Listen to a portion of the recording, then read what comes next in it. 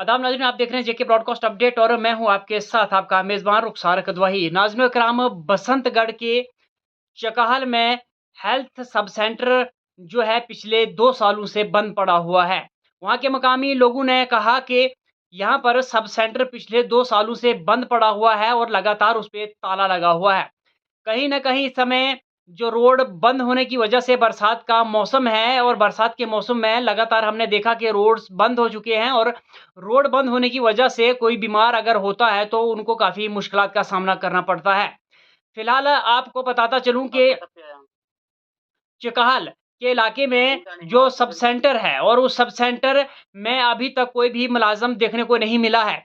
मेरी अपील रहेगी MLA Ramnagar doctor Sunil Bhardwaj से कि इस पर कड़ा संज्ञान लिया जाए और वहाँ पर हेल्थ सब सेंटर है, वहाँ पर मुलाज़िम लगाया जाए ताकि लोगों को कोई परेशानी इस बरसात के मौसम में रोड बंद होने की वजह से ना आए। तो उसी के साथ हमारे साथ फ़ोन लाइन पर मौजूद हैं वहाँ के मकामी एक शख्स, उनसे बातचीत करने का प्रयास करेंगे कि क्या कुछ मुश्किलात जो है अभी इन लोगों को आ रही है। जी, सबसे पहले अपना नाम बताएँ और बताएँ क्या कुछ मुश्किलात है जनाब आपकी?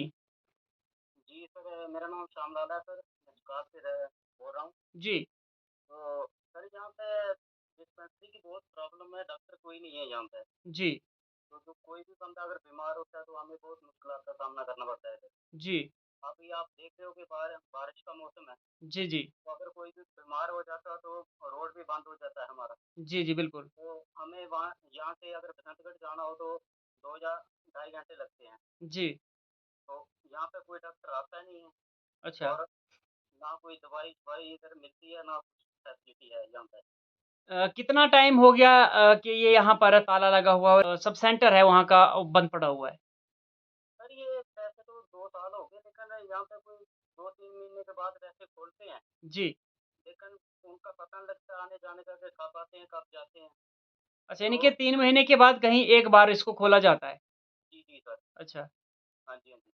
तो अभी क्या कुछ कहना चाहोगे एडमिनिस्ट्रेशन को, क्या कुछ कहना चाहोगे और अभी सरकार तक क्या कुछ मैसेज मीडिया के माध्यम से पहुँचाना चाहोगे? जी सर, मैं डीएमओ सर से बसंतगढ़ जो हैं डीएमओ सर उनसे रिक्वेस्ट करना चाहता हूँ कि यहाँ पे एक डॉक्टर होना चाहिए, जी, जो हमें और नहीं कुछ सिर्फ़ पेट की दर्द की दवाई दे दे, तो जी, वो बेहतर है हमारे लिए। जी। लेकिन जहाँ पे कोई डॉक्टर नहीं है, तो ये रिक्वेस्ट करना चाहता हूँ डीएमओ सर से कि यहाँ पे परमानेंटली कोई डॉक्टर होना चाहिए।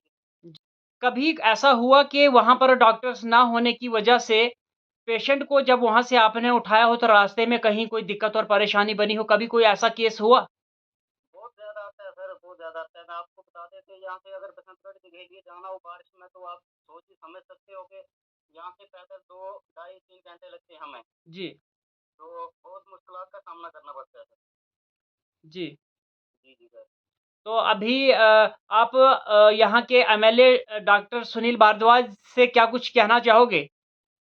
मैं यही कहना चाहता हूँ कि चिकित्सालय में एक डॉक्टर होना चाहिए सर। अगर जहाँ पे अगर कोई बीमार हो जाए, आप देखा है रोड का हाल भी देखा हमारे के बंद पड़ जाते हैं, तो जी, जी। हमें बहुत मुश्किलात का सामना करना पड़ता है यहाँ पे। जी, तो एमएलए साहब से यही रिक्वेस्ट करता हूँ कि सर यहाँ पे कोई एक डॉक्टर होना चाहिए परमानेंटली। जी, जी, तो यही रिक्वेस्ट करना चाहता हूँ उनसे।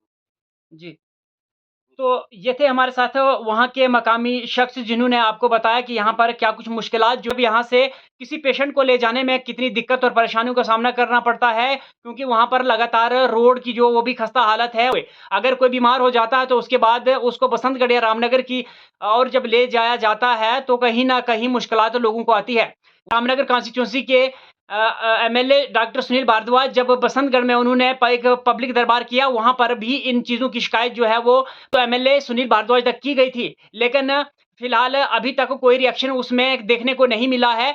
पुरज़ोर अपील करना चाहूँगा एमएलए डॉक्टर सुनील भारद्वाज से और सीएमओ उधमपुर और बीएमओ बसंतगढ़ से मेरी ये गुज़ारिश रहेगी कि जहाँ पर भी ब्लॉक बसंतगढ़ के अंदर आपने सब सेंटर जहाँ खोले हुए हैं, लेकिन कोई कुछ ऐसे सब सेंटर हैं जहाँ पर कोई मुलाज़िम नियुक्त नहीं किया गया है। आखिर अगर हेल्थ डिपार्टमेंट के पास मुलाज़िम नहीं है तो क्यों उन दवाइयों का गलत इस्तेमाल होता है, उन दवाइयों का पर जो खर्चा होता है उस पैसे को क्यों वेस्ट किया जाता है? और जो सप्लाई वहाँ पर होती है, उस सप्लाई को भी हमें ये शिकायतें मौसूल हुई हैं कि उस सप्लाई को भी नष्ट बर्बाद किया जाता है। क्योंकि जब 3 या 4 महीने के बाद अगर एक सब सेंटर खुलता है तो उस सब सेंटर की सूरत-ए-हाल क्या कुछ होगी ये आप सब लोग जानते होंगे। और जब उस सब सेंटर को खोला जाता है तो वो उस दवाई की जो डेट है वो हमेशा एक्सपायर हो गई होती है और उसके बाद उस अपनी नाकामियों को छुपाने की कोशिश की जाती है और उनको फेंका जाता है या फिर दफना दिया जाता है।